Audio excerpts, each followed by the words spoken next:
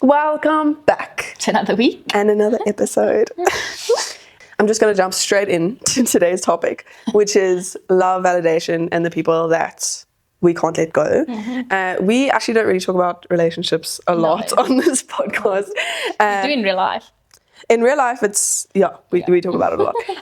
But it's because Laurie's married, I'm not. So Not much to talk about. Dating in 2026 is crazy, guys. It's such a relatable topic because I think like we all go through it. We all go through the phases. We all go like look for the closure. We all get hurt. We all go through, heartbreak. But it's kind of like, where is the point where you start letting go? Where is the part where you start choosing yourself? And that's kind of like where we want to jump into, is like, what's the difference between like actual just validation and love? Because I feel like dating in 2026, that's where it's at.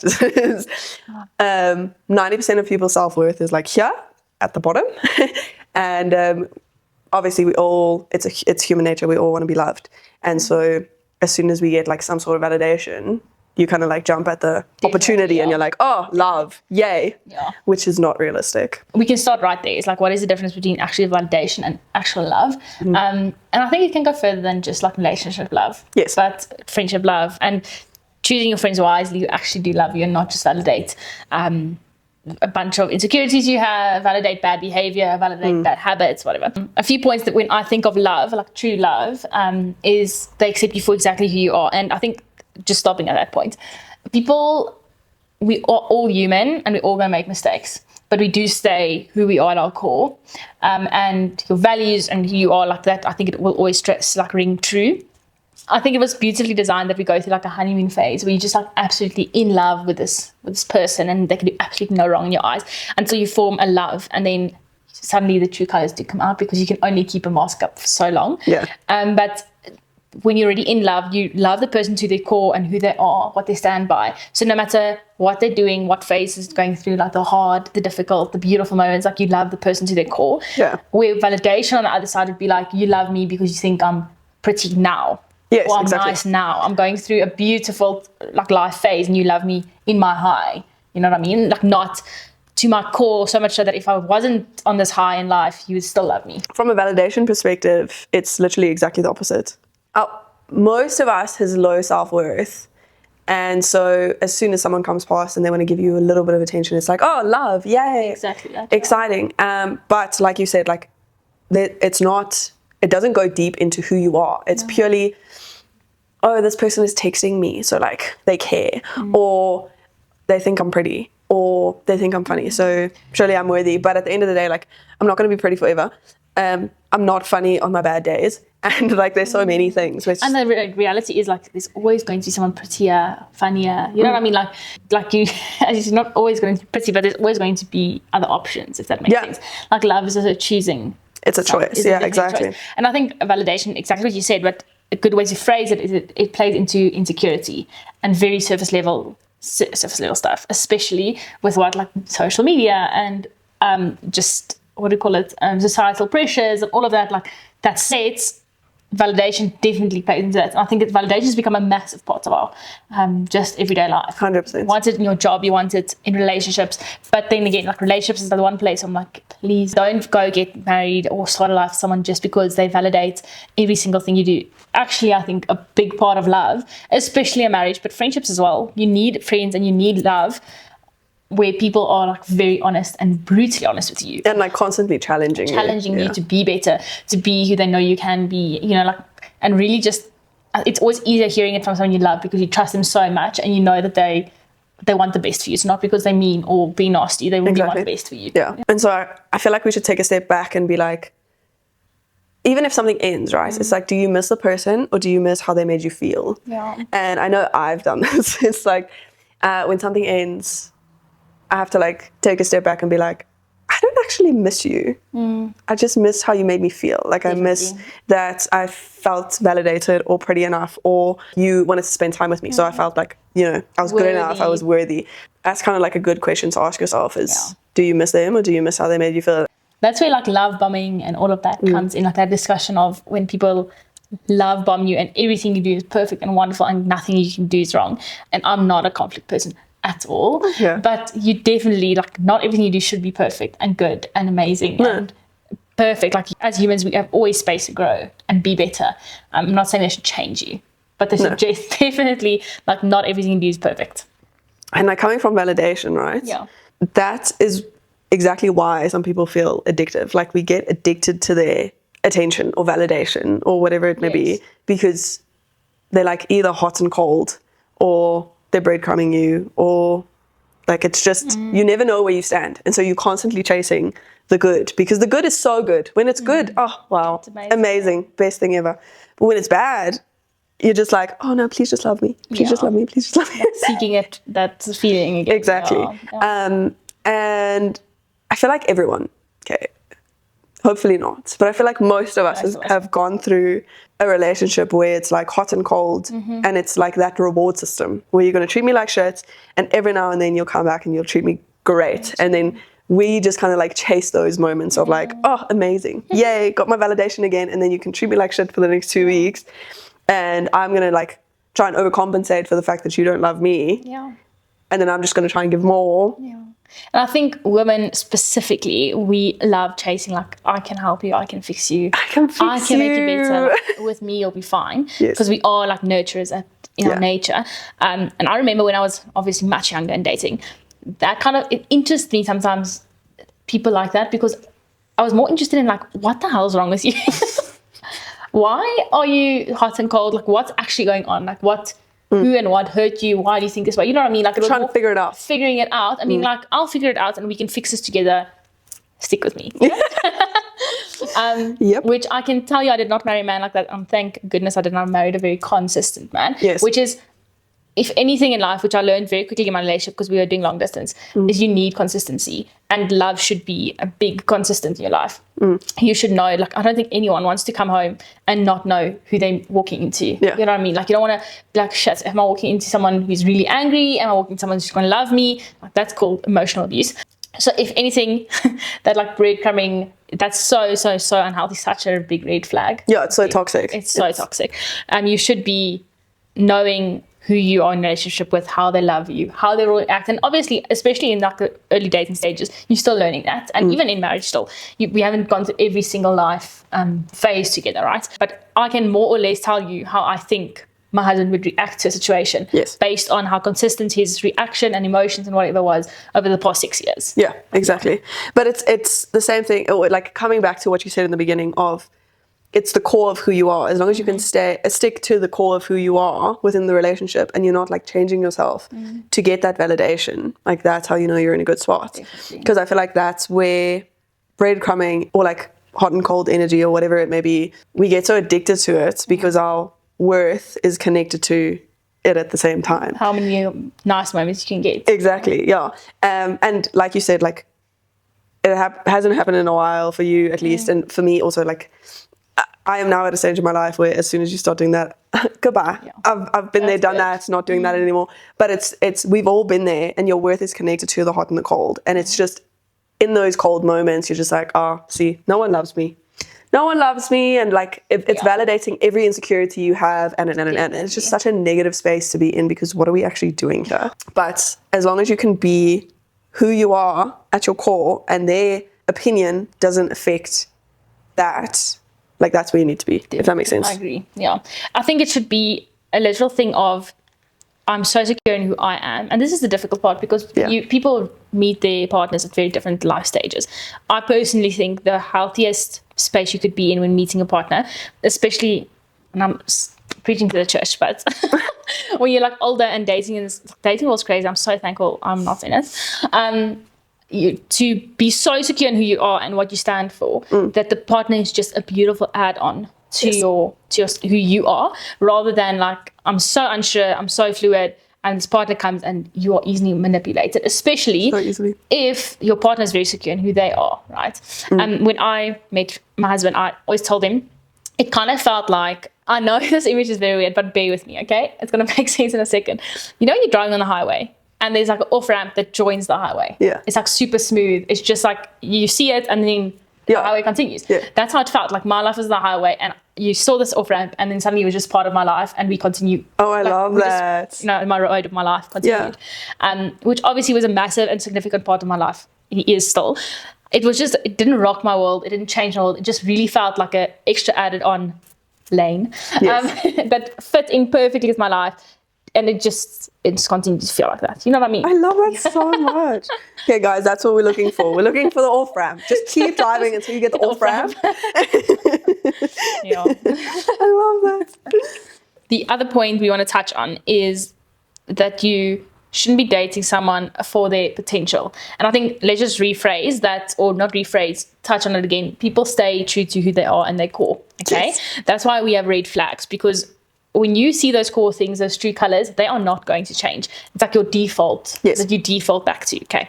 So if we are dating them because they can be a better person, they can be less angry, they can drink less, they can be less violent. Like, you know what I mean? Like we can't justify it for ourselves. I was like, and when we were planning this, I told Danelle, I think like it's a very fine line, because I do think that you should always, the person that you love, and that's part of true love, I think, is someone seeing your true potential and being like, I believe that this is who you can be, you know, like what you can reach, okay? But that isn't changing me or like encouraging me to be something I'm not, right? It's just like, you are such a good people's person. I know that in big spaces, you're going to be completely fine. You know what I mean? Like, you are really good at running, okay? I believe that you can run a marathon one day. But see, there's a difference here, because if you are falling for someone for their potential and they're actually like a shitty human, let's say, okay, or you're just not compatible or whatever it may be, then you're trying to change them from their negative ways to positive ways. You're trying to fix them, okay? If you are loving someone to their core and seeing all these big things that they can achieve and saying, listen, I know you can do this, and like challenging them and pushing them to their full potential, that's different to fixing them. Absolutely. And that's where I think the fine line comes, because I think we justify that by saying, like, I just believe there can be such a good person. No, he's working on it. He's really working on it. Buddy, he needs to start getting to work then, because actions speak louder than words. Absolutely. And I think a lot of people fall into that trap of like committing to someone like that. And if I'll be the first to say, having a lot of people in our lives, but if they're not taking the first steps to change it and to be better, you're not going to make them do that, right? Like, and that's friendships, families, relationships, everything. Like, if you can't force someone if to they're not deciding for themselves, it's not happening. Exactly. There needs to be a choice that they make, and not only choice, as you said, action as well. No, you can't definitely just say, I will be better with honey, and not actually be better. 100%. And then I'm just going to jump into the next point, which I feel like a lot of people struggle with, and don't get me wrong, I've also struggled with this, is the need for closure. Okay. I personally, with the experience that I've had, now believe that closure does not exist. Okay. But also, don't get me wrong, like I've had moments where I could say, like, I feel like I got closure now. But it's after like months of healing, this and that, and then you saw that person again, for example, and you're just like, oh, actually, no, I'm like a whole new person now. I don't know why I thought, exactly. But I don't believe closure is a thing. I don't believe it actually exists. You make the decision for when you move on and when you don't. It is purely your decision. And the more you hold on to, oh no, I just need that one conversation. I just need I just need to understand. The longer, it's only you holding on to like that person. It's you holding on to the pain. It's you holding on to the heartbreak, because you are the person that makes the decision of when am I moving on, when am I not. And I have a lot of grace with this, okay? I understand that everything that I'm saying sounds very harsh, because I understand you love this person, you cared a lot about them. Maybe you thought you were going to spend the rest of your lives together, right? It's a really shitty space to be in. So I'm not saying just move on and jump and you just needed to make the decision and move on. It's going to take time. It's going to take a lot of healing. It's going to take, maybe it takes a lot of time, but waiting for that person to give you what you need to move on is unrealistic. You have to feel what you need to feel, and then you need to make the decision that, okay, I'm done feeling this now. I'm ready to move on. And it doesn't mean you have to jump into a relationship immediately. It just means I'm ready to emotionally move on from this pain that this person has caused, right? And I think that's just another important point to mention is we have, as society, created like, if I get closure, I can move on, right? So if he just tells me why he cheated on me 3 times, like, I will feel better, know that it wasn't me, and I can blame another girl, blame him, whatever, okay? The reality is you probably won't get that closure. Yes, exactly. So it's going to do, and I'll a little bit speak about experience, but all it's going to do is make you question more, make you doubt more. So now he's told you, this is why he's cheated on you. Fantastic. Why couldn't I have done this better? Why didn't I act like this? Why wasn't I good enough? You know what I mean? Like, you'll never get one solid answer, walk away and be like, fantastic, I can close that book, and that's it. Exactly. Right. You know what's interesting is I feel like a lot of the times people don't actually know why they left. Definitely. Like they couldn't put their finger on it, but they just didn't feel compatible, or you just didn't feel like their wife or their husband or whatever. Yes. Like, they were just like, you are not my person. I don't know why, you're just not. Or maybe there was like one little thing that bothered them, and that meant they left, right?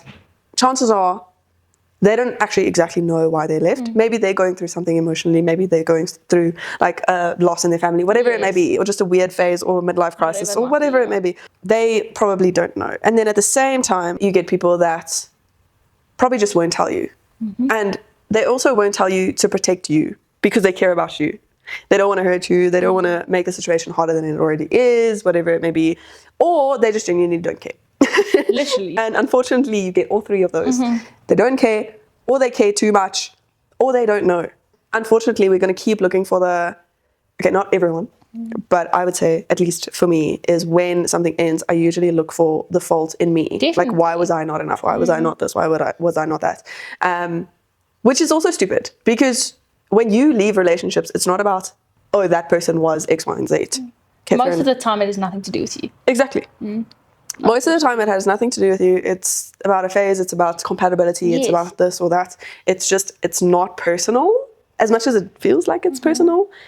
You also don't want to spend your life with someone who is kind of like not so sure. You know? I was about to say, like, and we've said it many times, but it would be such a shame if you waste. Imagine. Like, if you waste such a special, that can be such a special part of your life on someone who doesn't see that value, right? And it goes for everyone. Like, if some people just aren't compatible, and it's okay. Like, obviously, hypothetically, it might have looked beautiful, but it would be such a shame to be in a place or in a relationship where you're so unhappy that makes life so hard. Yes. Because life is hard. Exactly. It's hard enough. Exactly. You don't need your relationship to be hard as well. It's the one space that's supposed to be, like, add to your life, not take away from it. And we are both not naive to that. Relationships definitely have seasons, and you're going to have hard seasons and definitely, like easier seasons. But it should be worth fighting for. It should be worth coming home to and trying to battle it out to have those good times again. No, definitely. But yeah, I think in terms of the closure, the fact that closure doesn't exist, I feel like it's how I just want to end that point by saying, like, you decide your own ending. You decide the ending of how that looks, how it ended. I think what's quite sad to me is the fact that most people have this very negative, like, view of their exes, which, like, I understand, okay, especially if they deserve it. if they deserve it. But I'm kind of like, you invested so much of yourself into that relationship for however long it was. So now saying that you hate the person, yes, you maybe hate what they did to you, but it's like you love them for a reason. And even now, like, I can say, I don't feel like I would go back to any of my exes, but I think they're all good people, right? Do I agree with how some of them treated me? No. Absolutely not, yeah. But I stayed for a very specific reason because of who they were, or, you know what I mean? So, like, the resentment that you're holding towards that person is only hurting you. That's what I'm trying to say. So, like, you make that decision of how that's supposed to look, how long it's going to last, and what your view is of that human. Because if you walk away and you say, I regret meeting the person, or I regret the whole relationship because of the pain that I'm feeling now, like, that's really sad. 100%. And most people, I feel like, at least the people I surround myself with, when they struggle to get over someone and they're, like, so frustrated because they're in so much pain, I'm just like, is the pain worth the relationship? And most of them say yes. And then I'm like, see, exactly. You experienced all that joy, and yes, unfortunately it ended, but how exciting is it that you can experience that joy and again? hold those memories close. Yes. Yeah, absolutely. Yeah. And I think truly every relationship, friendship, romantic, everything does shape who you are and who you become. Exactly. Right? And so maybe they taught you something that you will need, first of all, especially with romantic relationship. I think, like, you get molded to fit your person that you marry in the end of the day. But it would be such a shame if you missed that part, if you couldn't speak of those good memories, if you didn't experience this and learn something about yourself, about what you want, what's important to you. Exactly. Right? Yeah, I have a family friend of ours always said when I was younger, especially, it's just like, just date people to figure out what you like, what you don't like, who you want in a husband, like all the things. What's important, what's not important. Because sometimes I was talking to another close friend of mine who's single, and she's recently started like really dating. And something she told me was like, she didn't realize how important someone who is passionate about something and like I'm very attracted to that. My husband's a very like determined man, knows what he wants, works hard for, like has a lot of passions and chases a lot of ambition. He has a lot of ambition, that's the word. Yeah. And she's like, I didn't realize how important it was until she dated someone who didn't have that strong ambition. And she's like, it was probably the most unattractive thing I've ever seen is dating someone who's not really ambitious. And I'm like, absolutely. Yeah. But she wouldn't know that if she didn't date someone who wasn't ambitious. Exactly. Yeah. No, 100%. But yeah, I think at the end of the day, it's about, unfortunately, a relationship ending. You could kind of say like, it's sad, but they didn't choose me, or I didn't choose them, or whatever it may be. As soon as your worth is connected to that choice of someone else, then you're screwed because it's their choice. So you're putting literally your entire identity and worth in someone else's, like it's someone else's choice. In someone else's hands. Like you're just asking for shit. I agree with you. Like you have to know who you are to your core. And yes, it can change. I'm not saying it can't change. The same. Yeah. But you have to be strong enough to be able to get into a relationship, get out of a relationship, and you as a human are now not worth less because of it, if that makes sense. 100%, yeah. But just hold on to the fact that you are okay, you're going to be fine, and you are worthy. Worthy of good love. Yes. Don't settle. Laurie's just preaching to me right now. No, honestly. Staring into my eyes. No, I think I was telling someone this morning, it'd be such a shame if you waited your whole life to settle. Yeah. Like, what a shame. And I think, like, no one deserves that. There's so much love to be found in the world, within friendships, in careers, and so much. Like, you don't have to have that just in one person. Meaning that if you don't find it in one person, don't settle for it. Exactly. Like, obviously, if you find it, it's the best thing to have a partner in life, and we all want partners in life to share life with. But if you're not finding that yet, like, find the love within friends and community rather than settling for something that's going to just be worse for you. Exactly. I always say, like, I'd rather stay single. Like, I'll rather stay single for the rest of my life than be in a relationship that makes me unhappy. Definitely. It's like, come on.